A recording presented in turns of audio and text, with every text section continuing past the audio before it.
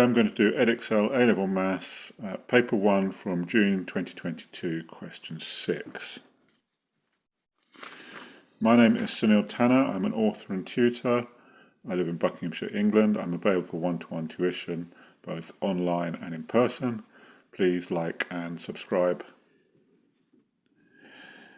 Okay, we have this curve here, which is, it looks like a cubic curve, although we don't hold that straight away. It does actually tell us that underneath, actually. And it goes through 2, 8, and we see it crosses the x-axis at 0 and 6. So we see figure 1 shows a sketch of a curve C with equation y equals f of x, where f of x is a cubic expression in x.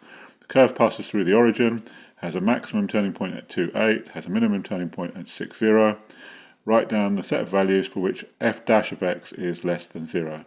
So that's when the gradient is negative, so when the curve is going down, which will be between 2 and 6, but not including 2 and 6, because at that point the gradient is 0.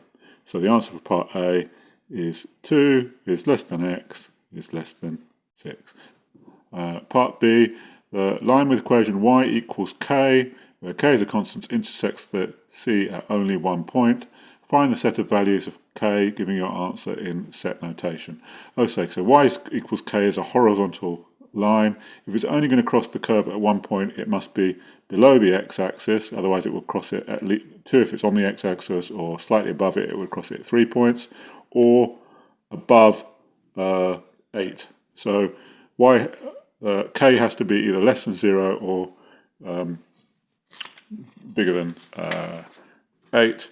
And we can write that in set notation as follows. We'll say part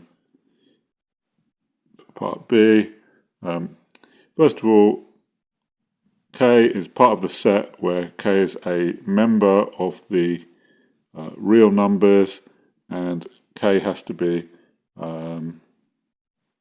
less than 0. It can also be part of the set which is where k is a member of the real numbers and k is greater than 8. And since it can be in either set, it's the union of these two sets, which is the U symbol. So that completes part B of the question. Part C, find the equation of the curve C, and leave your answer in factorized form. So we know that there's a root at 0. So we know there's a root at 6, and it's a double root at 6 because it just touches there. So we could think about the equation being something of the form y equals x minus 0, or just x, and then x minus 6 squared. Now the only problem with that is there are actually a number of curves that would fit that, because we could stretch the curve in a vertical direction and it would still have the same roots. It would just be expanded in this direction, so this point would move up. So we want to make sure that the maximum is at that point. So there could be a constant if you want. So we could write this as maybe y equals, maybe I shouldn't use, I'll call c as my constant. It would be cx times x minus 6 squared, but we have to find what that constant is. Now we can do that because we know it goes through 2, 8. So if we substitute that into the equation, we'll have 8 is equal to 2c, and then 2 minus 6 is minus 4 squared.